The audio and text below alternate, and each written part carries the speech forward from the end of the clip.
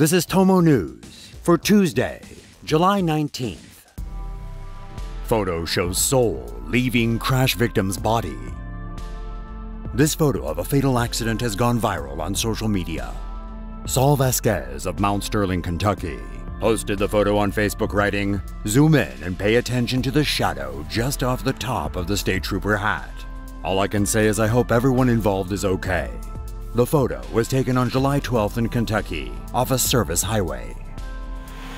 A motorcyclist was in a single vehicle crash on the highway. When police and emergency vehicles arrived on scene, Vasquez was driving by in another vehicle. Vasquez, who has since been said to be blessed with a sixth sense-like vision, snapped the photo, catching sight of what looks like the motorcyclist's soul leaving his body.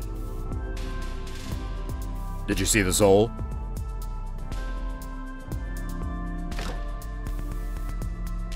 Officials said the motorcyclist was taken to a local hospital, where he later died. But the photo has made believers out of many Facebook users. One commented, "God is real." Another said, "Simply amazing." And when a doubter suggested the soul was really just a part of the tree branches and leaves, believers chastised him.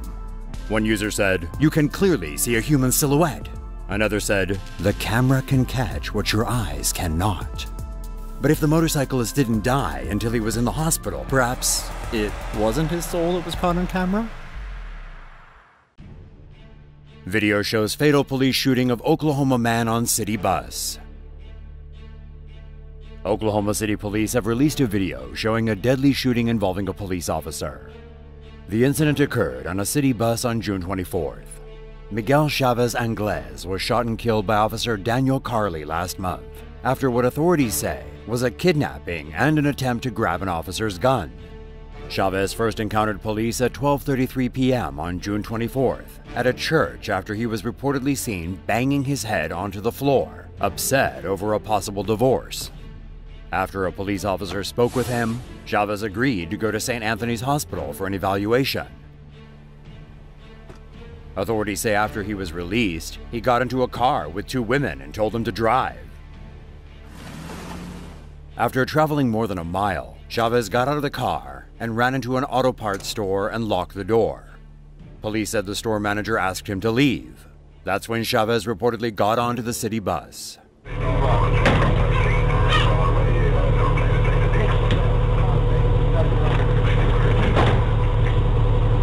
Yeah, man. You got no money? Yeah. Go ahead, run it. What you want? Go ahead to 40 seconds. You ain't got no warrants? No, give it like that. Do you want to take it? But do it.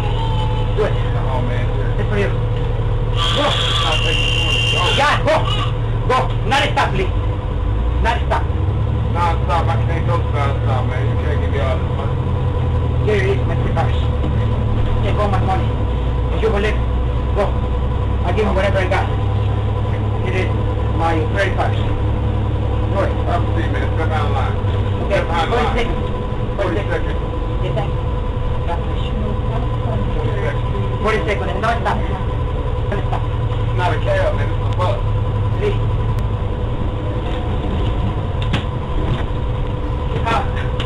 Hey, man, hold up, man. You can't get up there. It ain't long. Yeah, we got something over here. No. You gotta get off the bus, man. Maybe we got somebody over here. Everybody off the bus. Okay. Get off. You gotta Get out. Get out. Get out. You wanna say, get out. If you wanna go, right? If you wanna say, get out. Go. Go. And you gotta go. See, you hear the news, right? You hear the news now. You got it, right? I can't, Mom! Will someone help me get my daughter? Right here, this guy. You're not good! Put your hands up!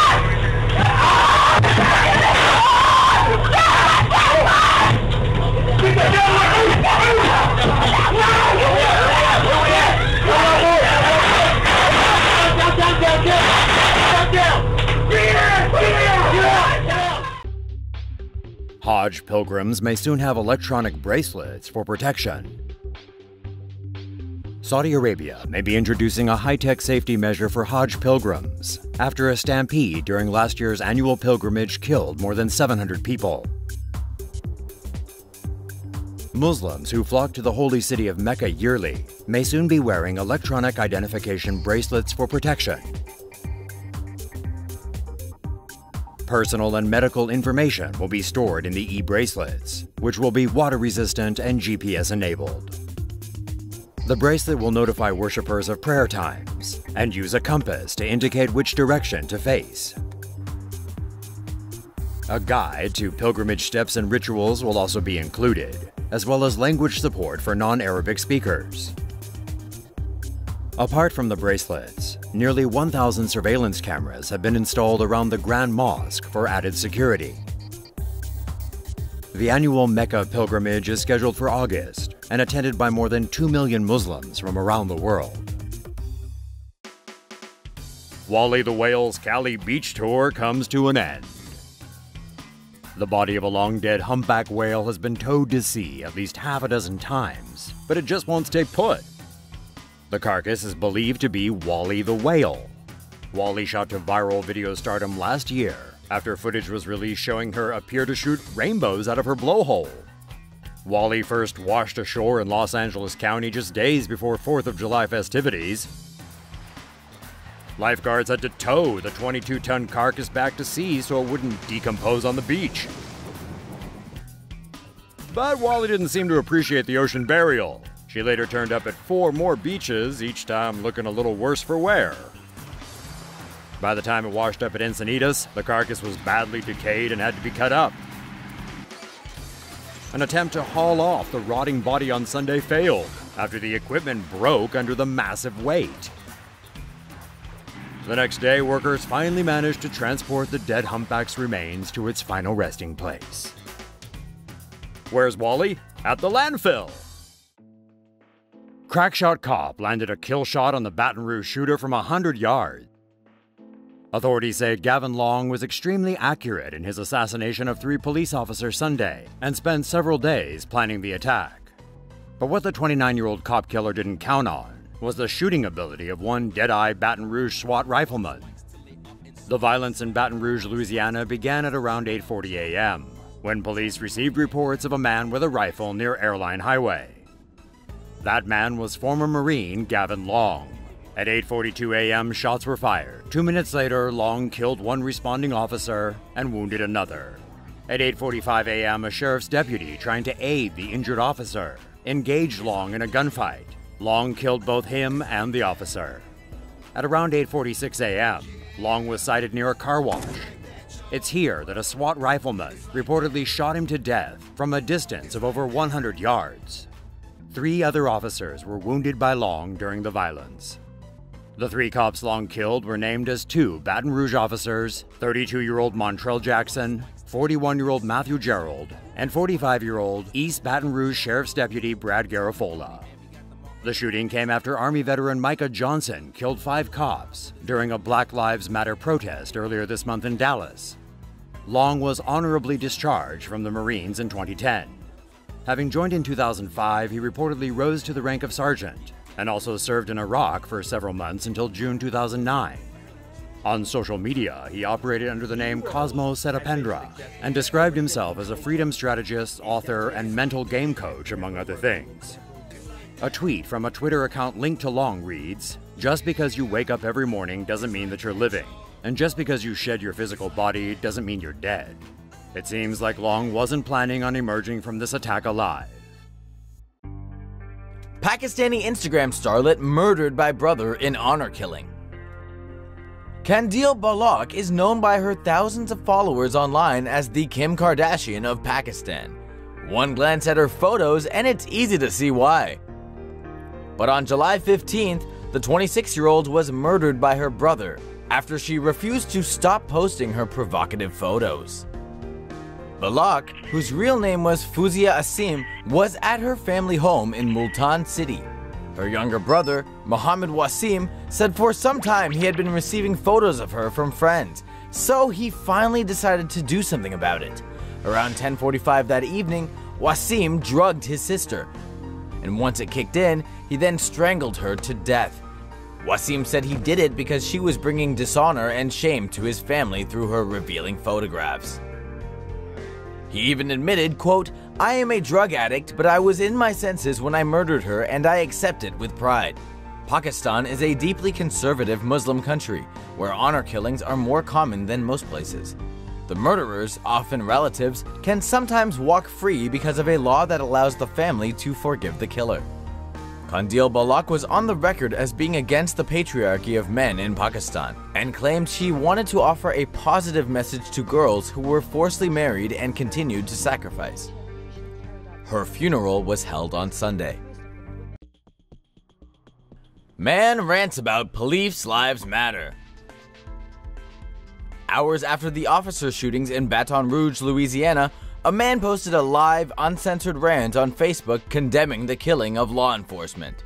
Terrence Williams was pissed off and sick of this ghetto shit when he heard about the shooting. He asked Facebook users, "What the hell we gonna do with the police?" Here's a portion of his rant. And who the hell we gonna call on? The damn Ghostbusters? You can't call on me?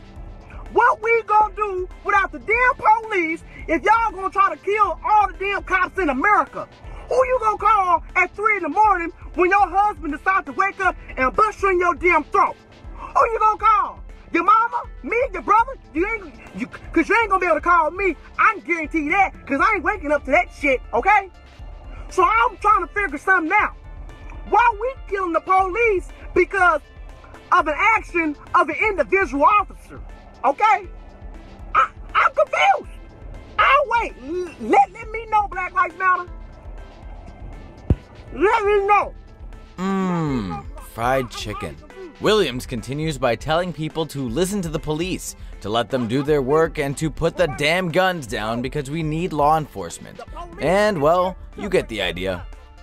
Williams' video quickly went viral. In less than 24 hours, the video was viewed well over 1 million times.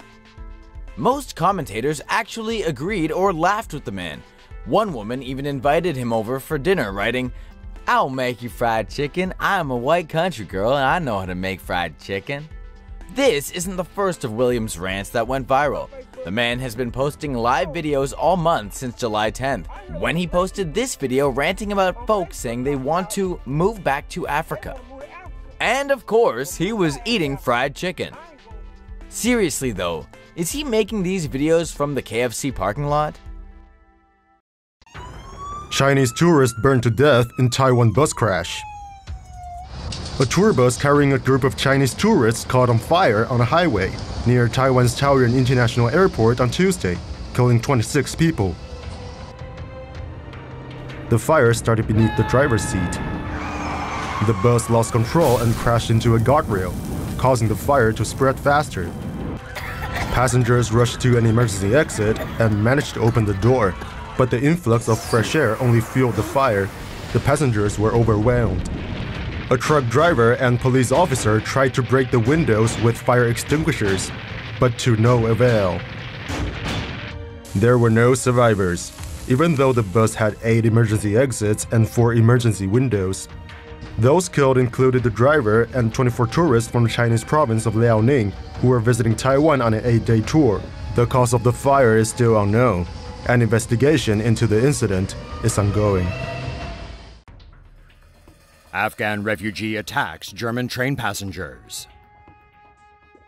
Several German train passengers were wounded yesterday when they were attacked by an armed 17-year-old refugee. An Afghan refugee with an axe and a knife attacked passengers on a commuter train in southern Germany on Monday night. According to reports, the 17-year-old assailant shouted "Allah Akbar" during the attack. 4 passengers were injured, 3 of them severely. Reports said a passenger pulled an emergency brake and the attacker fled the train near the town of Würzburg.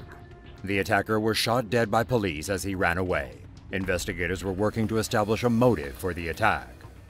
According to reports, 4 members of the same Hong Kong family were injured in the attack. However, the severity of their injuries was unclear. 14 passengers were treated for shock. Authorities said the 17-year-old refugee had traveled to Germany unaccompanied to seek asylum. He had been living with a foster family in the nearby town of Oxenford for some time. Not doing anything. Woman finds black bear trapped inside her car. It's not every day you find a bear sitting in the backseat of your car, But that's exactly the surprise a woman in Colorado was dealt last week. On July 12th, Annie Brooker awoke to screams from her mother, who'd walked down her driveway and seen a black bear trapped inside her 2005 Subaru Outback. Brooker did admit to leaving her door unlocked, but even still, no one could figure out how the bear could possibly manage to unlatch the car door, jump in the back, and then close the door behind him.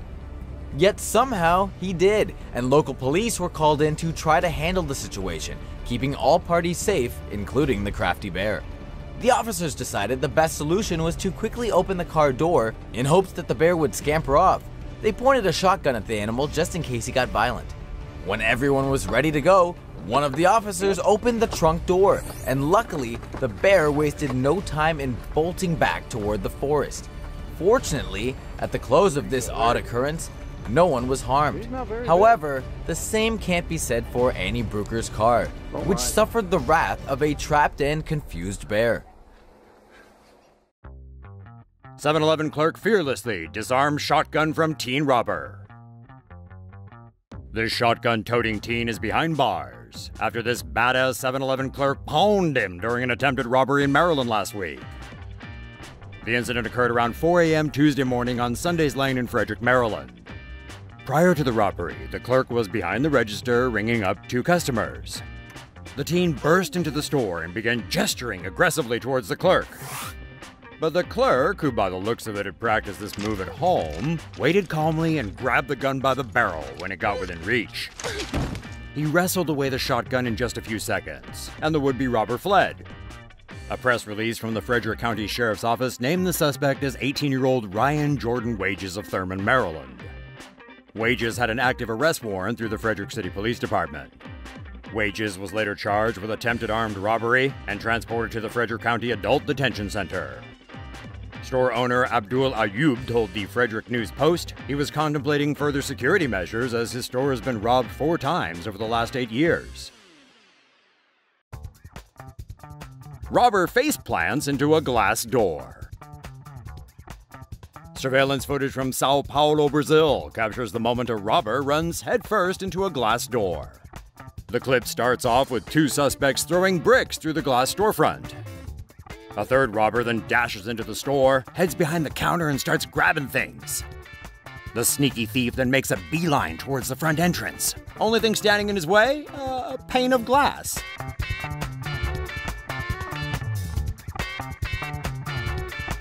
The burglar runs straight into the glass and gets thrown on his butt. He manages to get back on his feet but almost slips as he makes his not-so-smooth getaway.